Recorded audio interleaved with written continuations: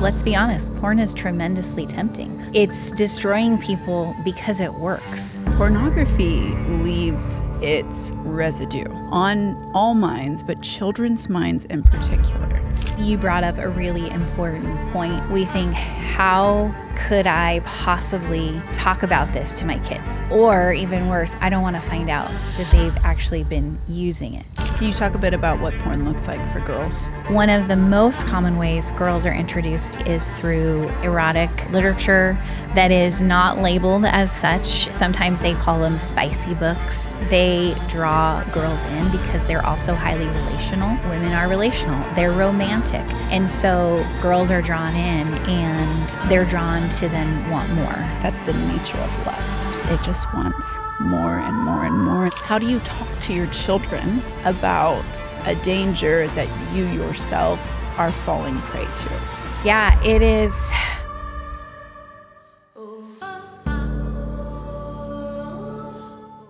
Hello, Greta Eskridge. Thank you so much for coming on At Home. Well, thanks for having me. I'm thrilled to be here. Yeah, I bumped Addison out, and it's just the mamas talking today about a really, really important topic. Well, I wrote a book. It came out last year, and it's called "It's Time to Talk to Your Kids About Porn." And that's an odd book to put out into the world in general. But if you know our story, it makes more sense. And that is that 16 years ago, my husband confessed to having a porn addiction, and that contributed to infidelity. And it nearly could have broken us, but by the grace of God and with a lot of hard work and healing, restoration, repair, on both our parts, the Lord kept us together. That's incredible. It's such a necessary resource. Yeah. Before we hop into that, though, I would love to just know more about you, about your journey, about how you find yourself here in this studio in Franklin, Tennessee. I am a mom. So like you said, here we are, the moms. 4 kids plus a brand new daughter-in-law. So I'm entering a new stage of life.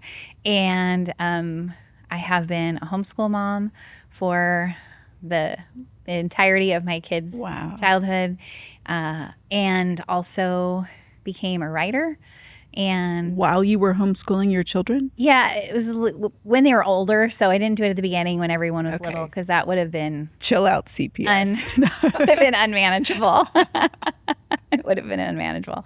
And yeah, a writer and a speaker and a podcaster, and just passionate about helping families and parents, kids, marriages. Yeah.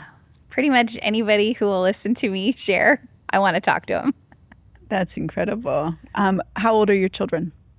So they are, we have birthday season happening. So birthdays are literally, there was one yesterday. So 22, 20, 18, 15. Oh, wow. Yeah. And then the daughter-in-law also, because now I'm like, how do I navigate this? Do you say her birthday? I don't know, but she's the same age as my oldest son. They're both 22. Okay, they're both. Well, she's almost 22. Oh my gosh. And that was like last week. That was right? last week. Wow. Hence the newness. Yeah. Oh my goodness. Wow. So you are just one season ahead of us. Yeah. We have 4, 9 to 16. So that's, I'm still pretending that my kids will never get married. Like, I want them to in theory. Yes. But the reality of the newness and the evolution of the season is... It is a huge change. I'm just not ready because it's not mine yet. Yes. So... Well, even when it's yours, it'll still be a huge change. What I have found is I'm like so excited for my kids to be married. But like you said, like the shift of how it's been for all this time.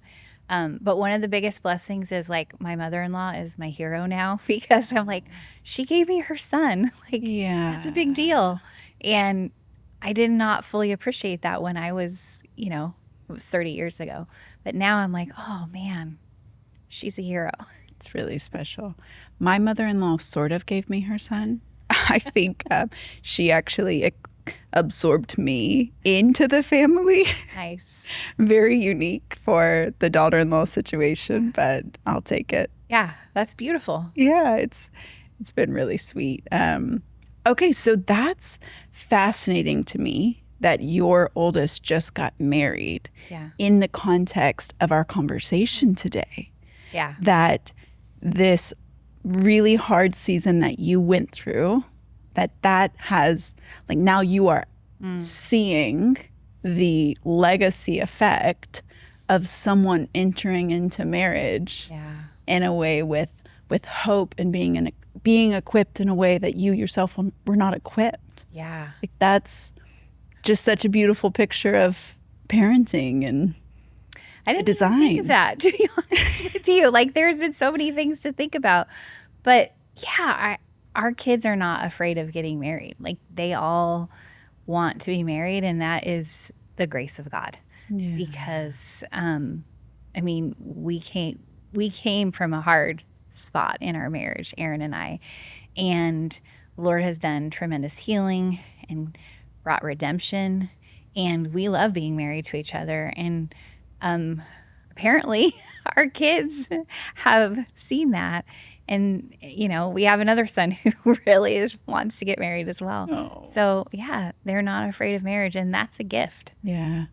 Talk a bit about that hard spot, because that is what leads to the resource that you have poured 15, 16 years into developing for people. So give us context for all of that. You're tired of the little breadcrumbs I'm offering?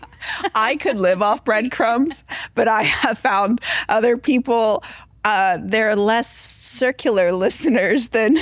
You're like, get to the point. Yes. So the point is, we found we had no tools practically to talk about pornography and what healthy sexuality looked like in our marriage.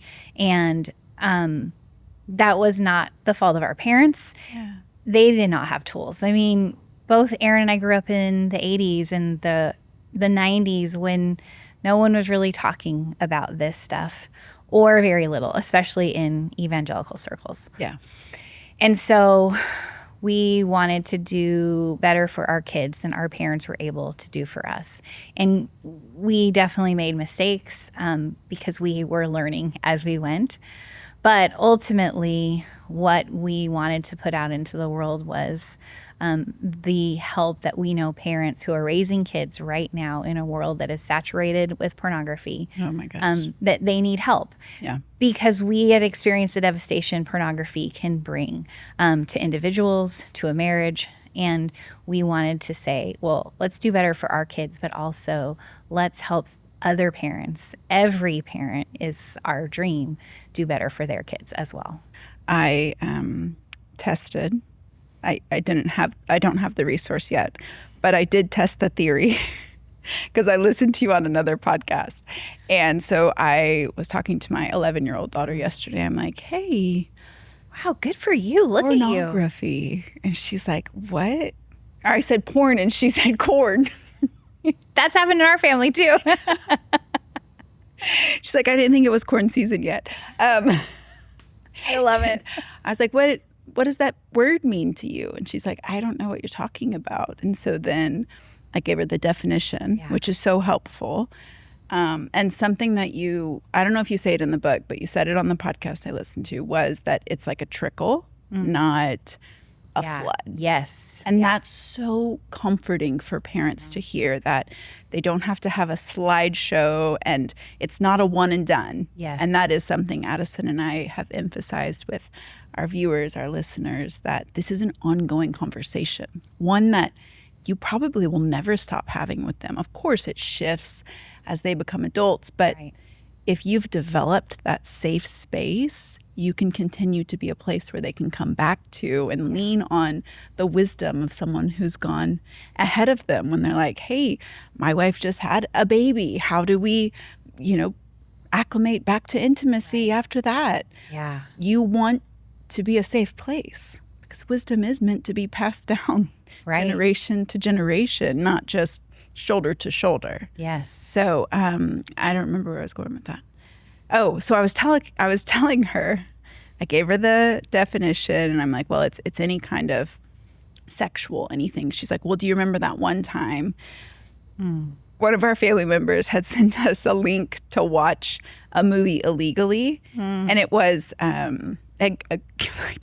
ironically, it was a Christian movie, but The story it was keeps just getting this better. broken link, and it just had a pop-up. Wow. And that was years ago. Yeah. And that was what came back to her mind. And it was like a booty bouncing or something. But it Right. was such a shocking, Yes. that image that was just placed in front of her eyes. Right. And that was where she's like, well, do you remember that time? It was your fault, actually. Yeah. And I was like, oh, wow, that stuck with her. So talk to me a bit about the science behind, because pornography leaves its residue Yeah. on all minds, but children's minds in particular. Yeah. And I think that can be a very tender place for parents entering into this conversation with their kids, because they don't want to face Right. the reality. I mean, you come from the homeschool space. Yeah. The whole reason people are, not the whole reason, but a large part of why people choose to homeschool is to protect their children. Right. And having to come face to face with the reality that somewhere they failed. Talk a little bit about how parents can move through that in a way that's helpful. Yeah. Well, I think that you brought up a really important point about pornography when we're talking about in the context of our kids, because parents were automatically filled with dread, with fear, with overwhelm. And we think, how could I possibly talk about this to my kids? Okay, number one, if they're little, we're like, I don't want to introduce that to them, right? If they're older, I don't want to know that I failed and they've seen it and I hadn't addressed it ahead of time. Or even worse, I don't want to find out that they've actually been using it. Yeah. And so wherever you land on the spectrum, there is feelings of the fear, maybe shame, overwhelm, like I don't know what to do, especially then if you add in so many of us as adults have our own history with pornography. And so then we've got to deal with our own stuff in addition to dealing with our kids. Because they will probably ask, Yes. have you ever? Yeah, they might. Right. And so there's this temptation to just be like, I'm not going to deal with it. I don't want to. And I get that. And I talk about in my book, learning to parent not from a place of fear, but a place of hope, because it is so tempting to want to parent from that place of fear and to build those walls. I mean, I remember thinking like, well, my kids will just never have the internet. Like we will never, they don't need it, you know? And when they're all little, like you can actually semi live that life when they're all small, but there reaches a point where, you know, they have to have an email account to have a job or go to college or high school even, or whatever. And so the temptation is to parent from fear, to hide, to not address it. But I want to encourage parents to parent from a place of hope. And that means that you have those conversations. Yeah. And when they're young, those conversations are like what you modeled with your daughter. Like, hey, I need to ask you a question. Have you heard of this word? Or I need to tell you what this is because I want to protect you and want to keep you safe. And then if your kids are older, like high school, to also still ask that question, but to add another layer of honesty and say, hey, maybe you've heard of pornography already. Maybe you've even seen it and I haven't talked to you about it yet. And I should have. Yeah. And so that's why I'm doing it right now. And when we have the courage and the tools to step into those conversations with our elementary school students or kids, with our middle schoolers, our high schoolers, even young adults, when we have the tools to do that, then it helps take away some of the fear, some of the dread. It doesn't mean it's easy. It does get easier. Yeah. It's very easy for our family, for example, to talk about these things because we've been doing it for years. But in the beginning, even for me, who's pretty comfortable talking about all kinds of stuff, it was scary. It was hard. But when you have the conversation again and again, it does become easier, and it creates that safety that we all know our kids need and we want to cultivate as families. Yeah. Well, and it's easier because you have confronted porn in your marriage. You've confronted in the most intense way I think a person possibly can the effects of porn. And you said something that you said very matter of fact, and to my ears it sounded matter of fact, but I think to a lot of people they would be interested to know what was behind the statement of he was in a porn addiction which contributed to infidelity. Yeah. Because I don't know that that people recognize that porn, that the desire, it always wants to grow. Yeah. You know, that's the nature of lust. Yeah. Is that it just wants more and more and more, and how the porn industry has gotten as dark and demented and demonic as it has, because it is a black hole. Yeah. And so I would love your understanding as someone who's moved through the pain of one domino leading to another, just to lend a little more context for people to have the opportunity to really grasp the gravity of utilizing pornography. Yes, I came to the table of this conversation, the world of pornography, knowing almost nothing. I knew it was bad. I knew it was wrong. I had no idea the level of darkness. I had no idea the addictive nature of pornography. And so there has been a lot of learning and understanding, like you said, the demonic, dangerous power pornography has, because it is addictive in a way that leaves the person using it wanting more. The way God designed intimacy, love between a husband and a wife, there is satisfaction. And pornography doesn't offer that. Yeah. There is no satisfaction. There is the way the dopamine hits the brain and leaving the person using pornography wanting more. Yeah. And so what happens with continual use is that it wants more than even what's on the screen. And so that could mean acting out, with another person outside of, like off the screen. It could mean a whole host of things. Looking at pornography that is more dangerous, more damaging, truly more dark than that person ever would have dreamed that they would have used. It's different for every person using pornography, but those are some of the scenarios that can happen. And so that is a common story for a person who is continually using or trapped in a pornography addiction, is that there is this need that is created in their brain for more stimulus than the original pornography they started using can offer.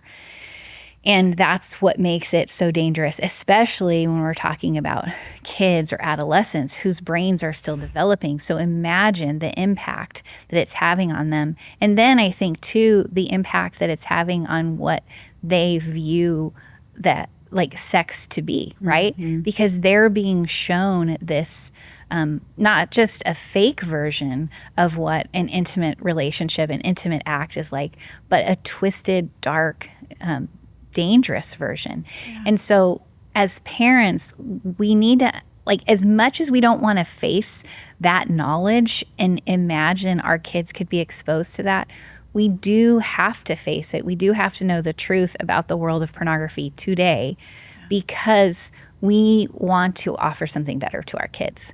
We want to say, that's not the truth. That's not God's design. God has something so much better in store for you. And yes, Satan is trying to tempt every single one of us to fall prey to the counterfeit, but God wants something better. And that does require us knowing this kind of information that feels overwhelming and sometimes really scary. But facing reality helps us then step into action, I hope. Yeah, and there is, like you said before, you're not parenting from a place of fear. You're parenting from a place of hope. Yeah. That this isn't a one and done. You're equipping them because there is hope on the other side of walking through a dark place. Right. In your conversation. In your book, do you have, I want to say tips, but that seems like such a cheap word for I do, though. Maybe I do. Tools, tips. and tools for parents. Like you said before, y'all talk about this a lot in your family. We talk about it a lot in our family too. My husband is very open with having struggled early in his youth, and God just radically delivered him even from the desire and lust. And then his father, I think he even has like resources. No, I'm sure he does, like porn free. So it is through really low times of this was stealing from my life. Yeah. And this is what God did. So there's a free flow of conversation. So for families though, where like I'm thinking of fathers who, you know, the mom wants this to be a conversation between dad and his teenage son, because, and speak to this because you're ahead of me. My experience has been that the teenage son, and I am beyond thankful that I do have an incredible husband and leader of our home who steps in and really has, you know, there's a shift when it comes to your sons with their father and then your sons with the mother. And we've talked about that a bit in past episodes. So a lot of those conversations, yesterday I said to my two teenagers, hey guys, I picked them up early from school because I tried to homeschool and turns out I'm bad at it. But it's because I tried all four at once for the first time. That's a lot. We had moved. I'm like, Lord, did you lead me there to just humble me? Because I am humbled. I am humbled. That's why homeschool moms can then go on to write and podcast and speak, because their capacity is mind-blowing. Anyway, I had pulled him out of school, and I, like, as a payment, though, I'm like, we're going to have a deep conversation, which they expected. Right. They've known. They know for a few years. your ways. I'm like, let's grab coffee and a burrito for the 16-year-old. And I'm like, so let's talk about pornography. And immediately he said, Mom, those are conversations I have with Dad. And I was like, okay, you don't have to like have that side of the conversation, but tell me what you think I need to know for your younger siblings. Nice. I have an older boy and girl and a younger boy and girl. And so him saying that, I love that that's our story, but I'm thinking of the mom who, she has the pain of knowing her husband is wrestling with a pornography addiction, which is many, many men. Yeah. Many, many Christian men. Yeah. And women too. And now. women too. Absolutely. It's growing. And so that, how do you talk to your children about a danger that you yourself are falling prey to? And I love that you brought that up, because that is a story of so many moms.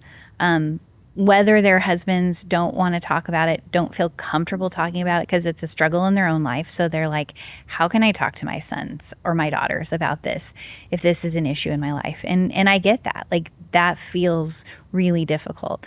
But the mom might be saying, yeah, but we still have to. How does she handle that situation? Or what if she's a single mom? There is not a dad there to have that conversation. Are those kids left without the opportunity to have this conversation? And I say absolutely not, because pornography is not just a male issue. It's a female issue. It's a human issue. It impacts all of us. And that means whether there's a dad to talk to the sons about pornography or not, all of us should be stepping into the conversation. And that's part of why I wrote the book, because I wanted to equip parents, not just dads, but moms too, to be able to say, son, I want you to know how pornography impacts women. And I have a unique perspective because I am a woman, and I want you to hear that from me. Will they feel uncomfortable? Absolutely. And that's okay. They don't even have to say anything. I've said that to my kids. I'm like, you don't have to respond. It's okay. You can just listen.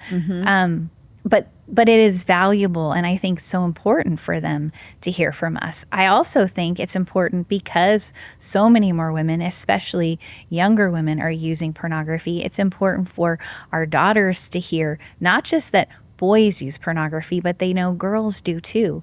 And they know that it's just as damaging for them to use it as it is for a boy to use it.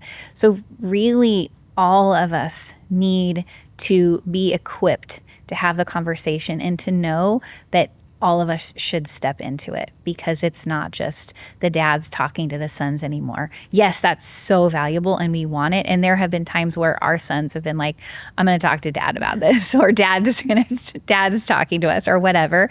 And that's great, because they have a relationship and a connection and an understanding of their situation that I will never have because I'm not a man. In the same way that our daughter and I are going to have a different connection. But that doesn't mean that the conversation just is between dads and sons, mothers and daughters. I think there can be crossover, especially for the mom who's like, I don't have a dad to step into that place. Yeah. She can be equipped too to have that conversation. Absolutely. Can you talk a bit about what porn looks like for girls? Yeah, it is interesting that one of the most common ways girls are introduced to pornography is through books, erotic literature that is not labeled as such. It's sometimes they call them spicy books. There are books that are marketed for them. They're in the young adult section of your library or the bookstore, or a lot is put out online on TikTok and other websites that produce these incredibly graphic sexual books, short stories, and they draw girls in because they're also highly relational, which women are relational. They're romantic, they're fun, they're an escape, they're fantasy. And so girls are drawn in, and then that leads to, because we know pornography has this progression, they're drawn to then want more and pulled into wanting to watch pornography. The other thing that is real common for girls is they believe that this is how they'll know how to behave in a sexual encounter. Wow. Like, this is what I need to know what guys expect from me. And like, there's this statistic from a research that was done by Common Sense Media in I think it was 2023, but they did a huge study on teens and pornography, and it was around 20% of the teens that they asked said that they believed pornography was an accurate depiction of sex. And so girls are turning to pornography to be their teacher of what they should expect from a sexual encounter, how they should behave, like I said, what guys want. And so this is just like the norm for teens growing up now. I was talking to our two older sons about the world of pornography and how they've experienced it in their peer group, people they interact with. And they said they didn't know about girls because they're like, we have never had that conversation with any of the girls we know, like, or even really heard about girls using porn. But they knew amongst the guys that they couldn't think of a single guy, Christian or non-Christian, who wasn't using pornography or hadn't at least seen it once before. And these are homeschooled kids, kids that gone to church their whole life. Our teens and even younger are being inundated with this world, and we need to address it. Yeah. We need to help them. We do. And those spicy novels, the parents have to first and foremost draw that line. Yeah. Even shows now. Yes. It's like they start out as this BBC British time period. I know. Oh, I'm my like, gosh. Yes. And then like, what is happening? This is not accurate at all. Right. It's such an assault on your senses and even your purity. Something, okay. I want to, because earlier you talked about the pornography industry capitalizing on on all of us really in what they're producing. And I would say when they, at some point, somebody realized like, oh, we're missing half the market. We need to produce pornography that is attractive to women because it's a money-making thing. Like, there's no one in the porn industry who's not recognizing that this is an opportunity to make money, right? Yeah. And so, like, we have to think like they're not out to just help women relax when they're in a marriage that's not romantic. They're not out to help girls learn how to spice up their sex life. Like, it is about how can we make money because you are our customer. And if we can get you as a customer when you're young, maybe we could have a customer for life. And so those spicy novels, all of the ways that they're trying to attract not just young men now, but young girls, it's not an accident. Like, that is systematic, it's thoughtful, it's marketing, and it's smart. And that's why, like you said, like, parents, we need to draw the line and be like, this isn't good for you, daughter. Like, I want something better for you. Yeah.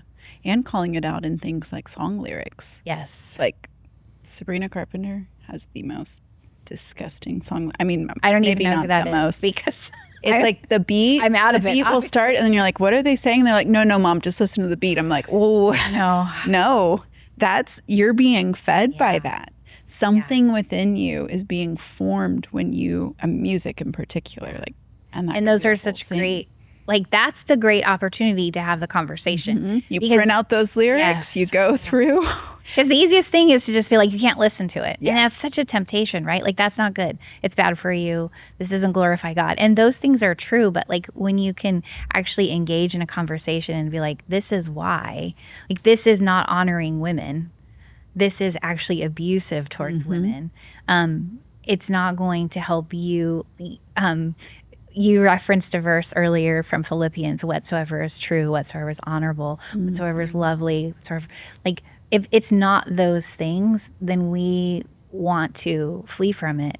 And because it's not going to help us treat each other in the way God intended, which we would be honoring each other as God's creation, men and women made in his likeness. Honor, respect. Yeah.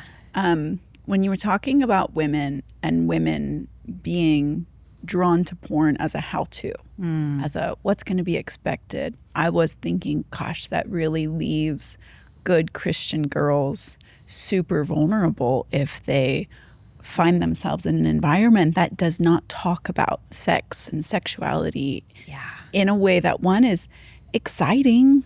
Like, our kids may be scarred and they can move through that. But they know stuff is happening between their parents. Yeah. They're like, why don't you just wait till the middle of the night? I'm like, we're asleep. We're tired. Like, what are you doing in the middle of the night? No. Like, we're not explicit, but it's like, hey, we're going to spend some time alone. They're like, what are y'all doing? Don't ask the question if you don't want the answer. But that's been a passion for us. Like, we do want to present them with a marriage that is delightful and where we are excited about one another. Like, have y'all seen your dad?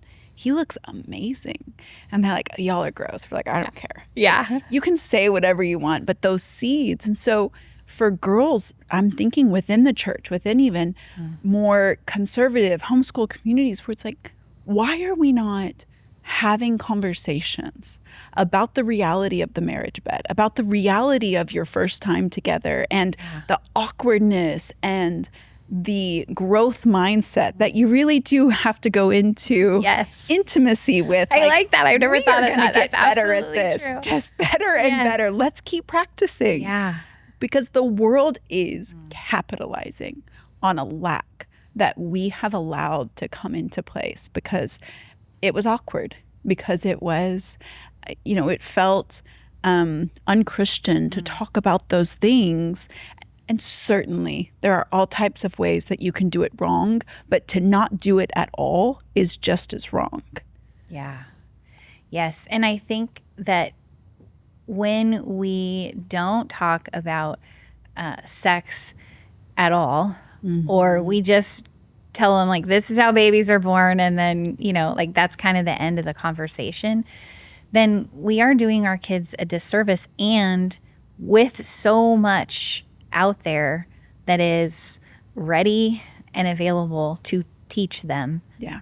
why wouldn't they go look there for the information, or they're curious? Or let's be honest, like porn is tremendously tempting. Like it's destroying people because it works. Yeah. And so if we're not honest about that as well with our kids, then how do we expect them to deal with it if they have looked at it once or many times? Yeah. We have to be honest about the good. We have to be honest about the bad. And then we have to be willing to have those awkward conversations that make them feel uncomfortable, that potentially scar them a little. But how beautiful for them to know. I hope our kids are growing up, so we'll find out, I'm sure, later, that, you know, all the times that they saw or heard us kissing, that it's okay and it's good for them. But we do have to engage in those good conversations too. Yeah, and that's why I'm so grateful that you wrote a book on how to do that, so that parents can get the resource. It's time to talk to your kids about porn. Yep. And being the first voice to topics like pornography, sexuality, biological differences, what a world we live in, is so crucial. And it is your God-given position as their parents, with the proximity that God's given you. I mean, he literally placed them inside of you. He's like, it's yours. It's your place to have these conversations with your children. So where can people get it? I'm guessing Amazon. Yep, Amazon. I don't even know why we say that anymore. I know. Amazon and everywhere books are sold. It's not in every store. It is in Barnes & Noble. Target won't carry it in their store, but they carry it on their website. So yeah, it's interesting to write a book about with porn in the title, because not everybody's comfortable. But yeah, you can find it where books are sold, and you can find me on my website, gretaeskridge.com, and Instagram, all the places. Actually, that's the only place. I don't have time for any other social media aside from Instagram, but I'm there, and I love like communicating with people through like messages. And a lot of times what I find is people are scared to have that initial conversation. I need help for my kids, or I need help for my marriage, or I need help for me. And they can reach out to me there because it feels like a safe space. Yeah. And I am deeply honored to be able to be that for them. Incredible. Well, thank you. Thank you for being brave and bold, and again, for taking a place of pain and really utilizing it for the good of so many. Thanks for being on. Thanks for having me and being willing to have an awkward conversation. Yeah, I'm a mom, so I signed up for that.